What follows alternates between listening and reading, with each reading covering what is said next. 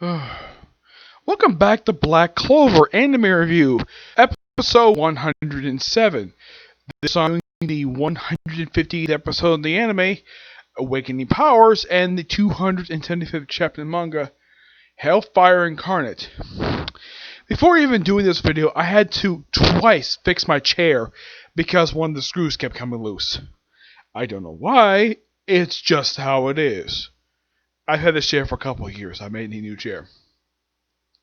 Okay, this episode focuses on just a couple of characters in this episode.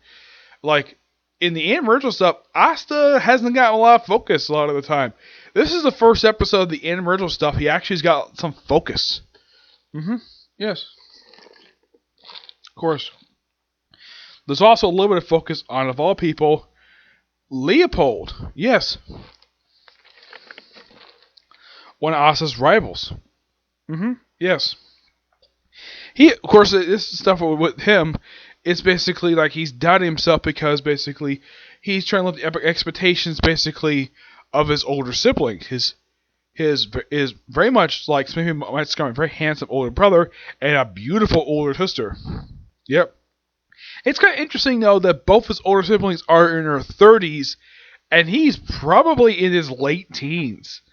So, did basically his parents decide to have, when he was born, was he basically around the age of basically like, I don't know, like 18-ish, basically? Not 18, were his siblings like 18 years old when his parents had to have like a third child? Excuse me. So, in the case of Asta, he spends the whole episode fighting the Gajo. Godhead, I think it's pronounced his name. Yes, the whole episode. And, like he says, one hit on me, I'll declare you the winner. Apparently, he's been sparring for days. And eventually, at one point, he was, like, flying, attracted to his mana. And eventually uses, like, a special ability to his sword to hit him, basically, in the gut, declare him the winner. And that was that. Yami gets some focus in this episode, yeah. He's another character who has got very low focus in these original content. I'm glad the fact he got a chance to do it. Mostly put, it's just him and Miliana just sparring the whole episode. And got a good hang of it, and then he just left. Oh yeah, by the way the place they trained was actually last seen in episode 130. This is episode 155. Though they actually got paid, actually on 56. Yeah, that's pretty much the episode. Well, no, that's not the end of the episode. There's actually a really cool bit toward the end of the episode in the Spade Kingdom. Yes, the Spade Kingdom.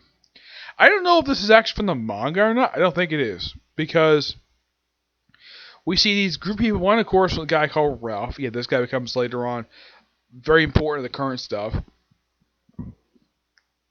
We're witnessing something that we get a chance to see at the start of the post-time skip. Yeah, with people into these circular, spinning, like, tops. Excuse me. Where they're apparently being used to be sacrifices of the Spade Kingdom for reasons. And these rebels need to get away from the kingdom. And they're confronted by the Spade Kingdom soldiers. Now, the way these people are dressed is kind of like similar to the way the Spade Kingdom operates. It's very similar to that of the Nazis. Very similar.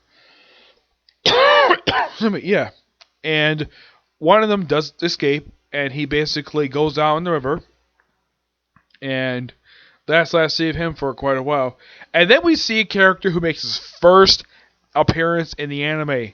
The leader of the Dark Triad. The guy who wears a crown all the time. The guy basically loves to smile. And we get a chance to see in silhouette basically his devil. Great to see him at the end of the episode. I think for some people that basically that bit is probably the best bit of the whole episode. The training stuff was okay. It just mostly just kind of wraps up. Apparently the invasion is getting very close. So we're getting close to some canon stuff, mind you. Yes.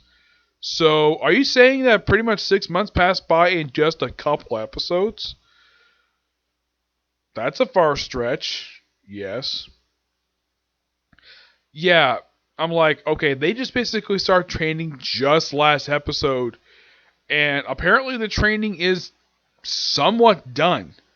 I'm like, really? I thought we were gonna have a whole arc basically training, like maybe like a handful of episodes, not freaking 2. But yeah, the last bit was awesome. All right, now moving on, newest chapter of the manga, chapter 275, Hellfire Incarnate. Yes, as of this chapter, they are 25 chapters away from hitting chapter 300, which they probably won't hit that until sometime next year.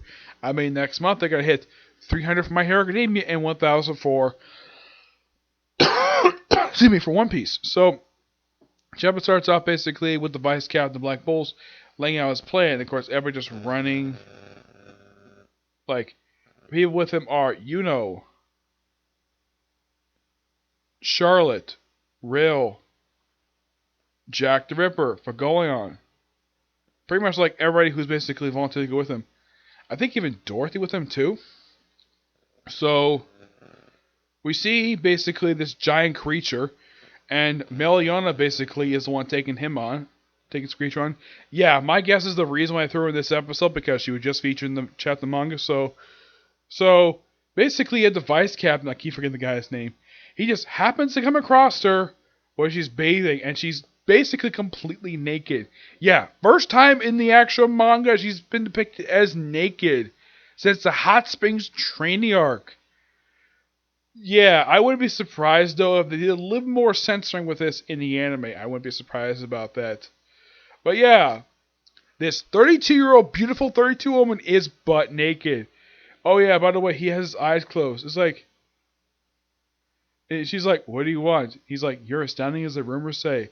But for now, I just suppose you put some clothes on. Oh, Yami Vanchin.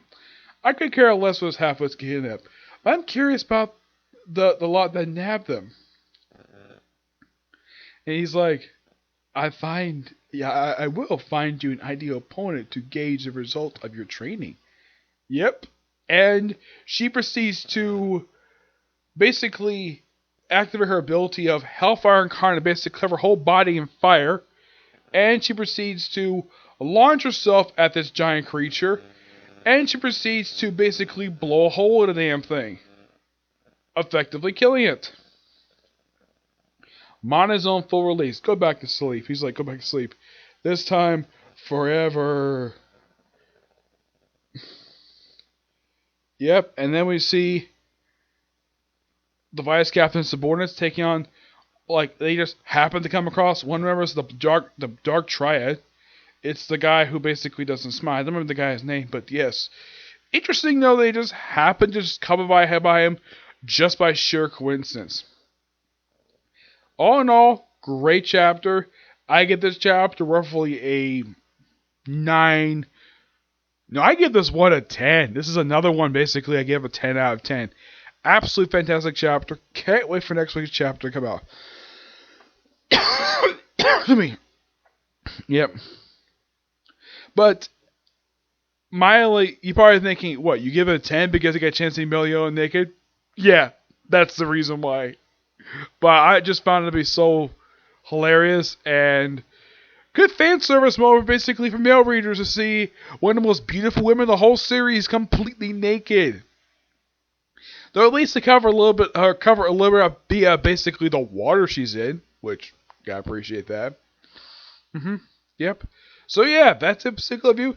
Next one's a Comic Corner, and this one was supposed to last night, but I ran out of time. But now I do have time to do this. Okay.